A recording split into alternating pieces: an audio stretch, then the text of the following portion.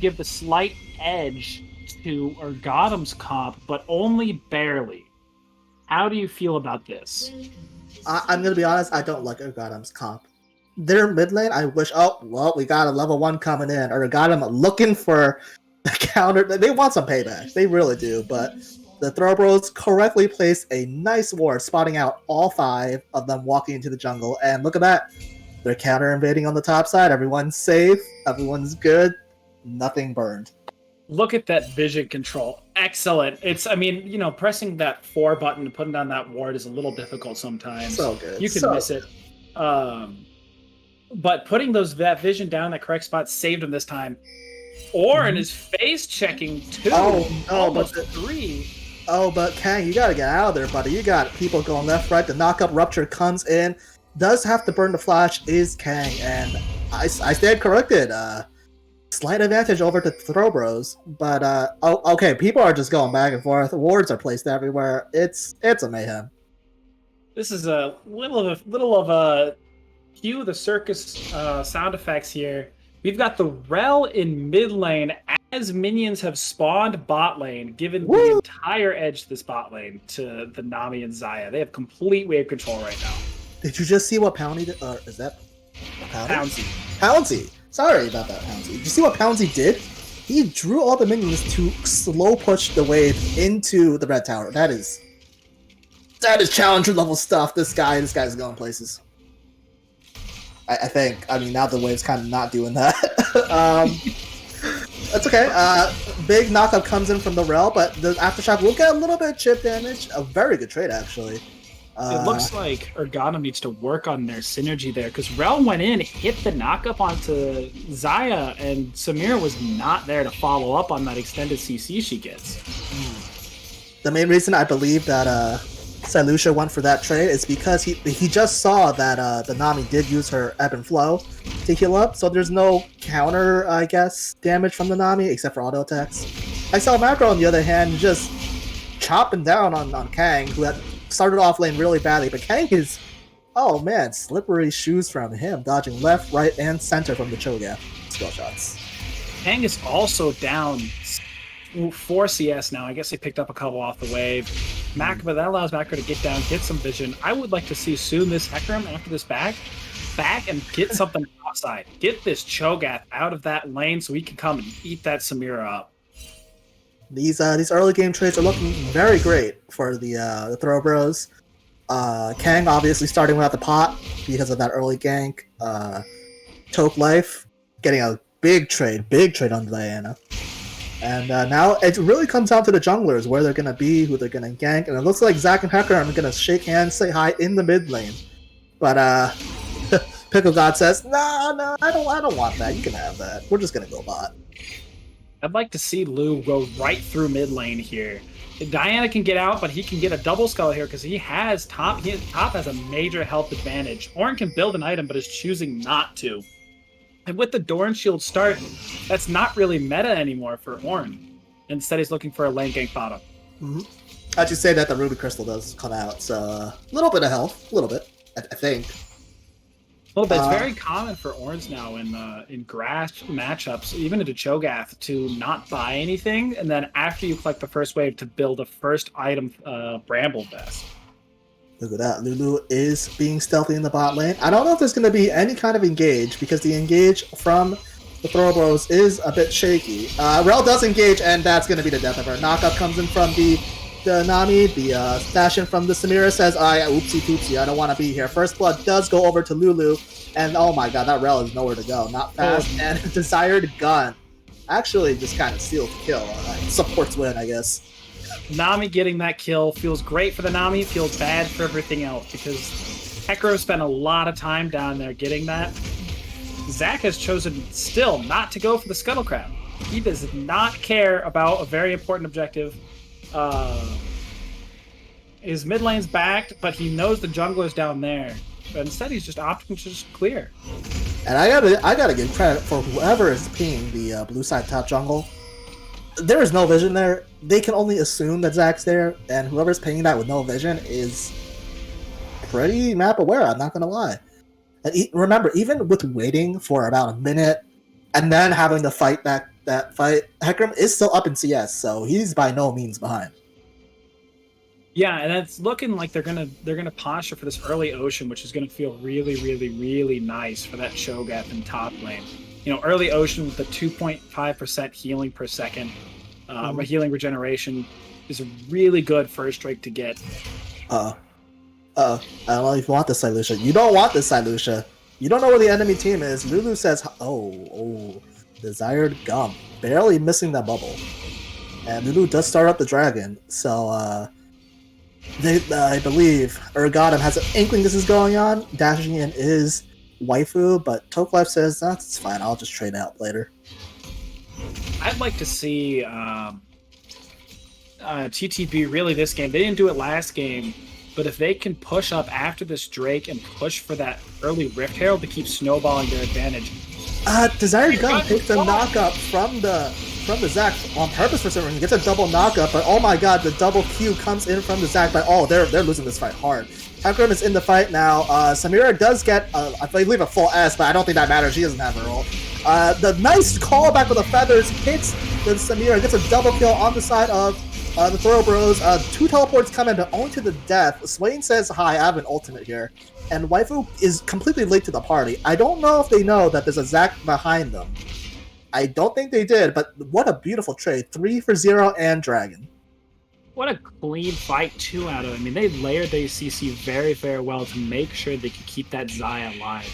You have the Nami going down, that's not really a big deal. She's a support. It's going to happen. But Xayah getting those 5 assists, would have liked to have some of those kills, and now he's picking up some plates and some extra CS, denying a lot from the enemy bot lane. And this is a huge lead. You gotta say, 3k at 7 minutes, you're gonna be, oh, here comes Desired Gun from the mid lane. Is he also gonna come out from Waifu? It does. Will he has the burst damage? No, he will not. Lulu, wow, you just kind of stole that kill from both the people participating. But you know, the kill on Hecarim is still not the worst thing in the world. Well, you know, he's a jungler. Solo queue at jungler doesn't feel good right now. I think we can let him feel good for a little bit in the games, because you know he's gonna go after this, queue up solo queue, and get flamed. When his mid laner dies, solo dies twice. And, you know, I really like... I really... Oh, the root comes in from Tokelife. Says hello to the Zac. I really like Urgottem's comp. I really do. But you have to either get the perfect wombo now, or you have to wait till 35 minutes. Neither of which are really attractive. Oh no, the jump from Pickle, God, gets absolutely found out by XL Macro. The chop, he eats a blob for breakfast. I guess it'd be dinner at this point. Lulu says, ooh, a free blue buff for me. Why, thank you. Yeah, this is, you know, this just feels really bad for Urgottem. It started out okay, and it just keeps slipping and slipping. I do give the slight edge in scaling to them, just mainly because of the ornaments that come out. But the problem would be, can they even make it to there at this point in time? The root does come in from Tokelife onto Waifu. Waifu gets slowed severely. Takes about, like, a bunch of damage. Nice speed up from Desired Gun, but really I'm not sure if that was going to result in a kill. That's a pretty far-fetched acquisition. And then meanwhile, Lulu just says, hey, Rift Herald, 360 gold. A jump comes in from Pickle. They are really pushing the tempo here. Without... sorry, you finish up. No, I'm good. You got this. I think they need to slow down a little bit, and they're looking for engages across the board. But look at the level leads on the side of TTB. I mean, you've got Cho'Gath who TP'd bot lane. I guess he TP'd first, but he's still TP'd there. Ornn could have knocked away a couple minions. He's got a level lead in the Ornn. Jungler's still level 5 on the side of Urgottem. You have a 1 level mid lead on mid lane, and you're even on the levels on bot lane. But we're pre 10 minutes. See, this is well, I said I prefer a little more consistent damage in the mid lane, other than the Diana. But oh, Diana's going in. Does she have ult? She does now. Nice dodge away from the ultimate. Waifu has to escape, but not gonna happen because the Onslaught of Shadows greets her in kind to the face. Hits him with the broken heart emote. What a disgusting outplay out of Lulu. Just dodges the Diana R, hits him with his R. If you're on that Diana, I'm getting a little upset at my jungler. So it's like this is a classic game of Lane Kingdom. XL Macro completely dominating Kang. Desired Gun and Ponzi down there. Just Ponzi could be by himself 2v1 and they still wouldn't be able to kill him. And looks like Cho'Gath did build a Frostfire Gauntlet. How does that work on him? Is that great mythic? Okay, it's mythic? It's good because it gives you the extra size. Frostfire gives you size as the passive, and that's all Cho'Gath wants. He wants to become a big, beefy boy. I gotcha. Where do you think this Rift Herald is going to go on the side of TTB? That's an excellent question. I really can't answer that. If I had to choose, I'd say go for the top lane, just to break that open, free up the Cho'Gath, force Ornn to really stay up there. Looks like Pickle God did spot out XL Macro slightly out of position. The nice ultimate from Ornn does come through, flash out from Macro, but does get caught up, thrown back. Knockup is on the Ornn, but I think he's just straight up dead. And Hecarim really making a power move there, just releasing the Herald in front of the bot lane for Urgottem. I actually agree with this Herald play, because you just saw Zac blow his flash top lane, Ornn blew his ult. It's going to feel bad for Cho'Gath to lose a little bit of that CS, but... Tokelife getting engaged on. Ultimate comes out from Diana. Flash is a bit late from Tokelife. Does he have enough heal? Oh, he heals so much, though. Gets a lot of damage onto everyone. Not enough, though, to get to execute onto Pickle God. And that's another kill going for Urgottem. Oh, wait, what? Kang? Kang, you teleported down there? Why? Yeah, so Kang gets a big advantage over Cho'Gath by having his TP. Cho'Gath doesn't have his for another probably 10 seconds. Denied some XP, and then immediately blows at bot lane to save minion wave. That's not the play. Your bot lane's recalling. Dragon just got up. Your tower is already like 90% dead. Oh no, Kang. Kang goes in. Bellows Breath comes out. Knockup is currently buffered. Will Desired Gun go forward? No, he won't. What a fishy. Yeah, I think Urgottem is really hoping for an Infernal Soul here, maybe even a Mountain because of how tanky they are. What is going on in this game? Pickle God started Dragon with no prio anywhere and pulls off halfway through? It's like Tokelife might get leapt on soon. He's just pushing really far up. Tokelife does not have ultimate for another 10-15 seconds. Diana goes in, and I think that's just a straight up dead swing. Perfect timing, actually, considering Dragon is right around the corner. Yeah, TTB is just playing. I don't know what happened, but they're just not playing around vision at all. I mean, they have zero vision at enemy jungle. Like you said earlier, they pinged the Zac top lane, so it's not like they can't track him. But now he just catch him out. Ultimate ult from Ornn comes out. Onslaught Shadow hits about 2 of them. Tidal Wave gets a nice knockup onto a couple as well. Teleport does come in from the Cho'Gath. Lulu gets the first kill onto that Diana. Zac's passive is blocked, passed up, and Cho'Gath and Zyke each get 1 kill. Oh man, Kang, you're not in the right spot. It's a nice knockup, canceling any damage from Lulu. But, oh my god, Kang, okay, I take it back. Oh my god, Lulu, you are pushing your buttons real far. And, oh, hey, Smear's here too. Yeah, you know, that fight was so well played on the side of TTB. That Nami stun onto the Diana as soon as she jumped onto the backline saved that fight for him because it didn't allow the Diana to harass that backline so the backline could walk forward and just shred through that Zac and Ornn realm. Also, that Nami was beautiful. There's only one choke point they can go through, and Nami says, well, if you want to go through, you're gonna have to eat a tidal wave. Tokelife gets... What the heck? Look at that chain CC. Oh my lord. Rexlin is gonna have to get out of there or else he's risking death. Wait, did Tokelife just ult? He did. That was a little aggressive on the side of Tokelife, but you know, you gotta respect it. Shad plays only out here. I think what TTB needs to do here is I think you let the Xayah solo bot lane. You send the Xayah bot lane, maybe keep the mid. But let Desired Gun work with Lulu to get the vision in the enemy jungle because that's almost costing their lead here. They got it back with that massive fight, but you know, if the Zac can keep jumping on and getting these picks, it might get a little scary. Looking down across the board, we see consistent CS leads for every single player on Throw Bros, except for the Diana, who might be they're saving grace, I'm not gonna lie. Toplet going down to match Waifu in the split push. But while all that's happening, Rift Herald's taken again, and it's gonna be the Cho'Gath in charge of dropping down the purple buggy this time. Now, I disagree with where they're taking the Rift Herald. I think the Rift Herald would have been a lot better used in that mid lane to crack that mid lane tier 2, or at least get it really low. Have Lulu and the Nami push up for vision in the jungles, drop that Rift Herald there, because if you crack this top lane open, that allows Ornn to go out on the map freely. Instead of being caught in this side lane against the 4-1-1 Cho'Gath, now Ornn can just go where he wants, but they're not going to have to use the Rift Herald to crack that tier 1 turret. Yeah, he saves it for another day, and that's a pretty good play. Oh my god, this entire jungle is just completely littered with red wards. Knockup does come onto Sei Lucia. The support says, oh god, get me out of here. Ornn ult does hit just one, but I don't know if they want to really take this engagement because that's a really big Cho'Gath. Yeah, I think using the Ornn ult there was a little questionable. I understand you're trying to save him, but it looked like TTB was pulling off there. However, no harm, no foul. We've got no objectives for another 2 minutes, so not like that Ornn ult was going to be used for anything big in that time period.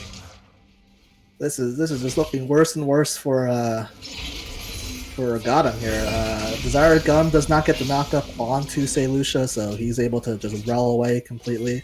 I don't know what Rel's abilities are. I think one's dismount, one's mount.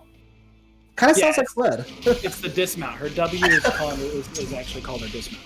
Ah, okay. The more we learn, guys. No, it's called crash down. I'm silly. All right. The less we learn, guys. It's okay. She's new. I have an excuse. But you know, I like what I see here out of TTB pushing in. Oh, here we go.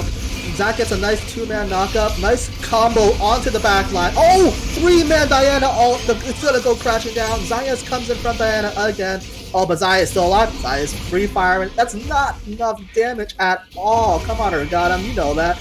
Also, the Shadows gets a little bit of hit on Ornn, but it puts him the wrong way, and that's going to be a 3-for-0 trade. And Shelly's, dropped a bit far, but it's the thought that counts. And oh no, Kang. Kang's bellowing breath has not buffered that E correctly from from the Hecarim, and he goes down too. Shelly's still going.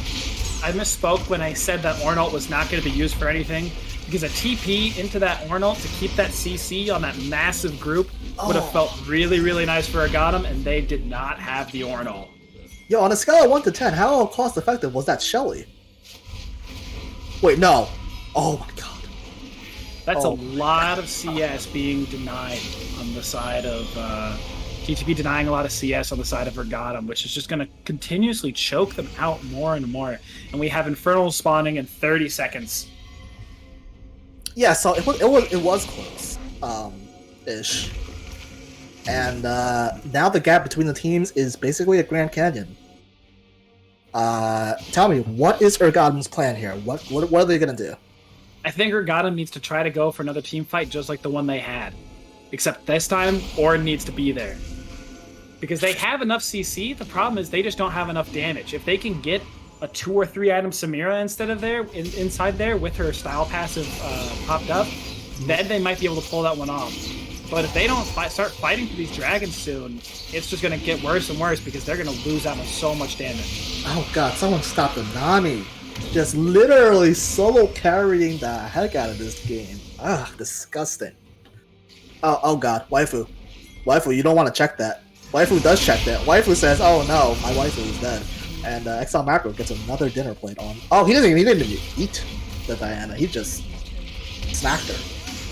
It's so hard on the side of Urgottem with this Diana pick to get through these tanks. I mean, you have the super bursty Diana, and you have a 6-1-4 Cho'Gath and an 8-0 and 8 Zac.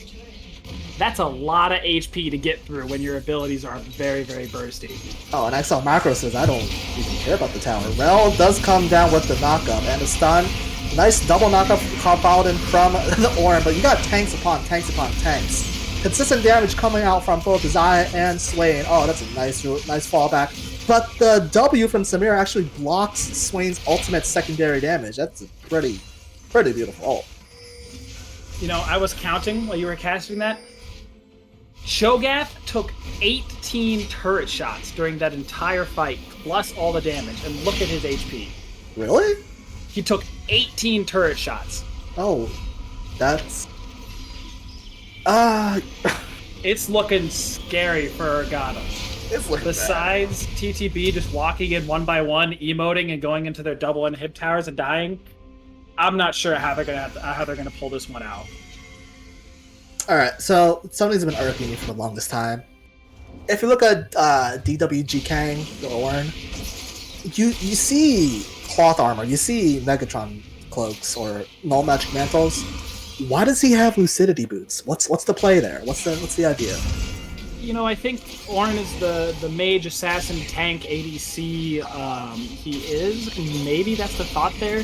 But I'm a little confused on to why he has the Turbo Chem tank and Rel has the Locket.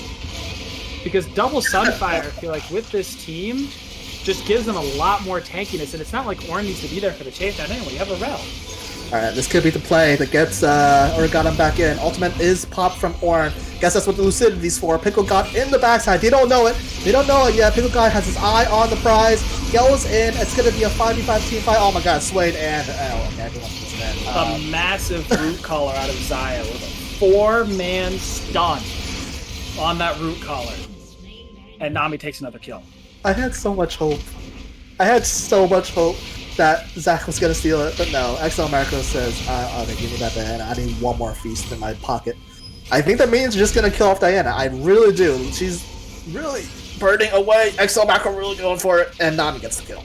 You know, it's really hard for, especially in this situation too. It's unfortunate, but it's hard for Zach to seal it. There's the FF. There's the game. 2-1 TTB. They had to get the inside of the way in the game 2 and 3. That's not the team they are. What a beautiful match from both these guys. Now Urgottem showed off game 1, showing, hey, don't run that against me. We're gonna punish that real hard. But credit to the Throw Bros, completely ran them over game 2 and 3. Yeah, after that game 1 Jin Zhao mid stop, Throw Bros really started focusing that mid and keeping them down, and I think that's what worked out for them. Yeah.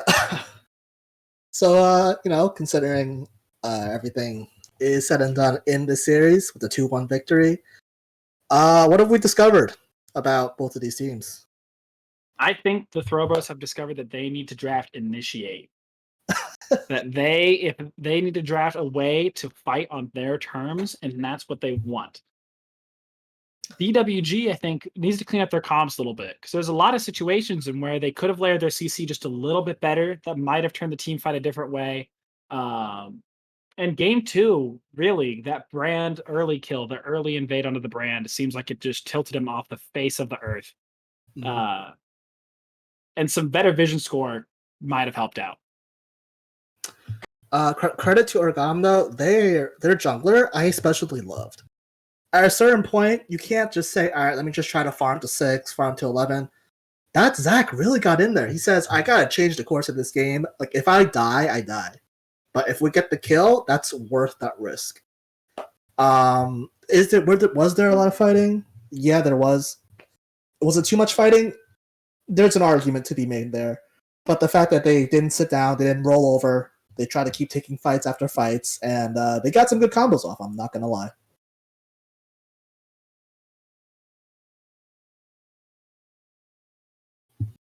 So we have been your hosts for tonight. Naka was here for game 1. We're gonna do a high diamond to low masters team next on this channel, which is TTB CEO squad. So hang around if you want to check that out. I'm Kai Roeder with Spare Boredom here. We've been your casters of tonight, and it's been a pleasure having these games with you.